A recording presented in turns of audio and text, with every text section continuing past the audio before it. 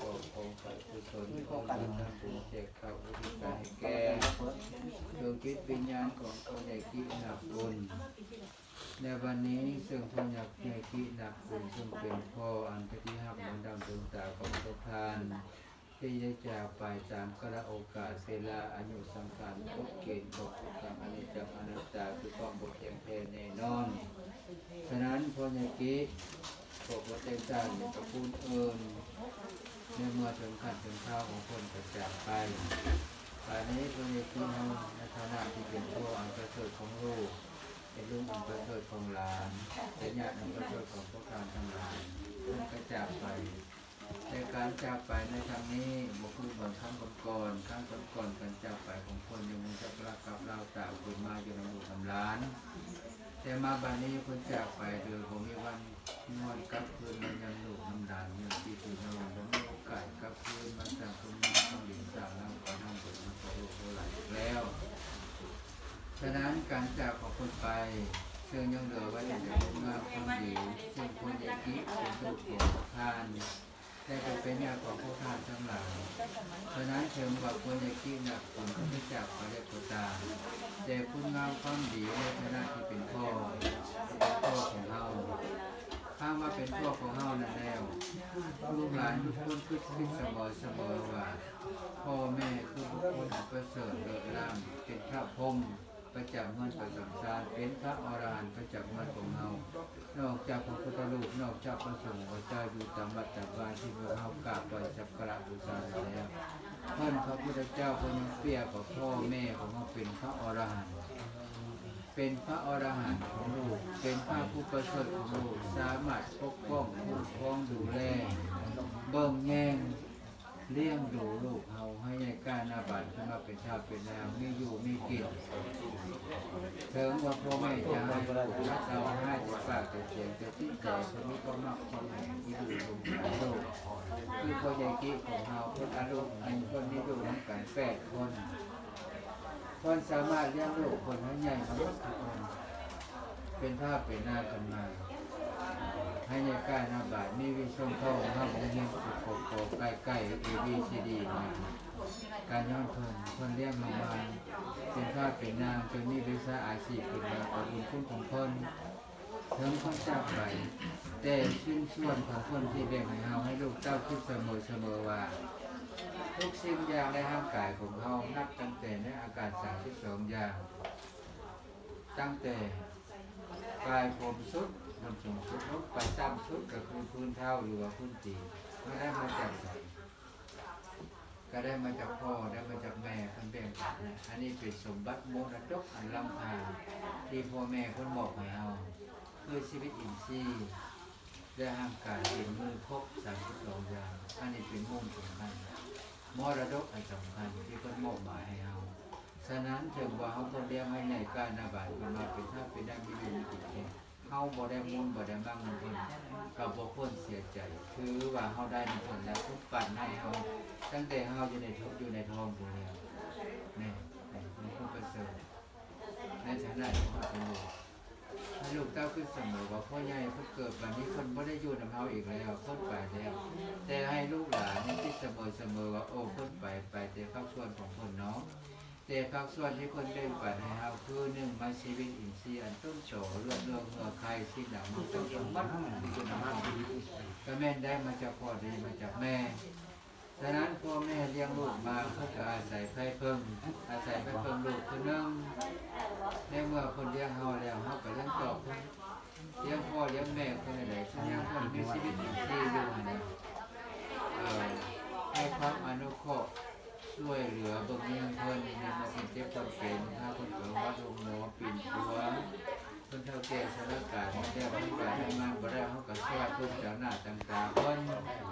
แต่ก็ช่วยเอาใจใส่ดูแลเบิ่งแยงมาคิดให้ใจของเพิ่น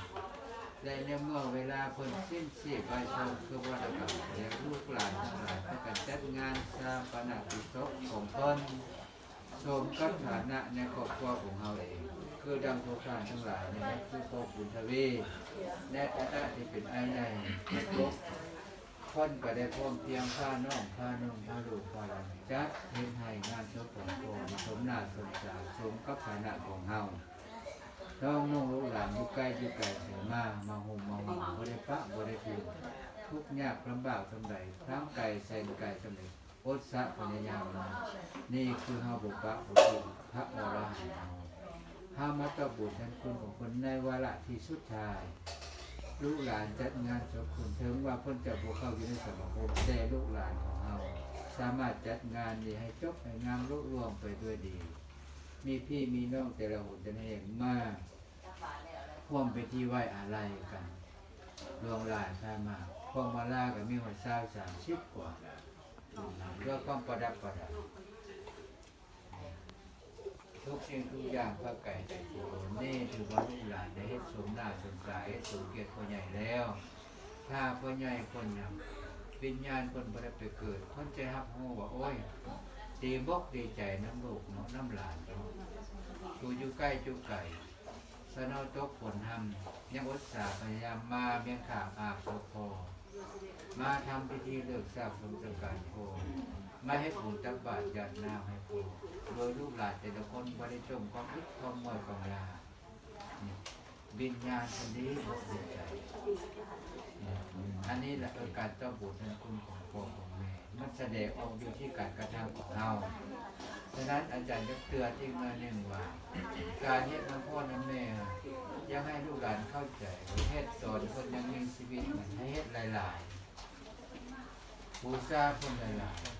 บูชาด้วยอันไหนบูชาด้วยจิตด้วยใจเฮาอยู่ดึกอยู่ไก่โทรศัพท์มายืดยามถามข้าวเพิ่นพ่ออยู่จังใดแม่ไปจังใดกินจังใดมีหยังก็มายืนมาส่งให้เพิ่นในเมื่อเวลาเพิ่นยังชีวิตอยู่นะเพิ่นเป็นผู้ภาคภูมิใจดีใจหลายและเฮาในฐานะผู้อยู่เพิ่นก็ดีใจเพราะว่าไม่ได้ซื่อสัตย์กันได้ในขณะนั้นในเวลานั้นได้เห็นกับหูกับตาให้เห็นกับหูกับตาให้อุปถัมภ์กับสู่คนหลายๆแล้วให้ผู้กินยังกับผู้กินกับคนยังมีชีวิตอันนี้เพิ่นบุญคุณดังนั้นการเฮ็ดบุญเฮ็ดคุณน้ำพ่อน้ำแม่เราตนอย่างโยมบ่ทุกข์นะผู้ใดเฮ็ดบุญเฮ็ดคุณน้ำพ่อน้ำแม่เลี้ยงพ่อเลี้ยงแม่มาเบิ่งแย่งดูแลทุกสิ่งทุกอย่างบ่ทุกข์บ่จนถึงบ่จะทุกข์ก็บ่ถึงขั้นบ่เข้าค่าแรงการขันหมอมีอยู่มีกินซ้ำบ้านซ้ำเมืองเพิ่นนี่ย้อนบุญคุณของพ่อของแม่อันผู้ใดหากปล่อยปละละทิ้งให้พ่อให้แม่ทุกข์จนทุกอย่างอนาถาบ่เบิ่งบ่ยังไปได้เพิ่นบ่ทราบผลแท้ของพ่อแม่แต่กรรมของเฮาคือการกระทำมันจะตอบสนองเองมันเวียนว่ายตายเกิดไปถึงนั้นฉะนั้นในวันนี้ในฐานะที่ครอบครัวบุตรวีครอบครัวกินักบุญครอบครัวนักบุญลูกหลานญาติพี่น้องทั้งหลายมาจัดงานชาปนกิจศพให้พ่อในครั้งนี้เพื่อความจบเพื่อความมาทุกสิ่งทุกอย่างการปฏิบัติงานชาปนกิจการพูดการเทศได้โมงได้เวลาเพื่อการโมงานพอดีเหมาะพอดีสมได้โอกาสในเวลาอันเหมาะสมตรงงามทุกสิ่งทุกอย่างรวบรวมตัวดีๆก็ย้อนอย่างก็ย้อนลูกหลานแต่ละคนเอาใจใส่ซอยกันนักเอาเบาสู้ช่วยกันพัฒนางานของจบรวมไปด้วยดีและวันนี้เป็นมื้อสุดท้ายท่านทั้งหลายกำลังทำบุญตักบาตรจะนำถวายสังฆทานอุทิศที่ต้นกระพุ้ทุกอย่างที่จะเก็บพอกินหนักคนผู้เป็นพ่อผู้เป็นประตูของทานที่จากมาเดี๋ยวนั้นให้จึงขออนุโมทนาการทำบุญให้พอกินหนักบุญของเขานี้บ่มีอันว่าจะเห็นตัวนี้ได้แล้วถ้าลูกหลานมีโอกาสมื้อใดยามใดจะอยู่ละแต่ก็ตามเฮาคิดเห็นเพิ่นมื้อใดคิดฮอดเพิ่นกับพระกันสวัสดิ์ไปว่าจักบาทจะน้ำเฮ็ดพระข้าวทิพย์หรือเฮ็ดต้นเฮ็ดการก็ได้เจตามฐานะของเฮามีจะอยู่เมื่อใดก็ตามไปวัดไปว่าครูบาอาจารย์ให้เพิ่นพาเฮ็ดพระข้าวทิพย์อุทิศให้พ่อให้แม่พ่อแม่เฮ็ดเสร็จแล้วเฮ็ดไปเรื่อยๆอันนี้เป็นการตอบบุญเป็นคุณให้พ่อให้แม่ของเฮาให้แก่ผู้คนจากไปดังนั้นอาตมาจึงขออนุโมทนาด้วยน้ำจิตน้ำใจของลูกของหลานที่มีความหักความแพงด้วยน้ำจิตน้ำใจที่ผู้การเจ้าบุญเป็นคุณให้พ่อให้แม่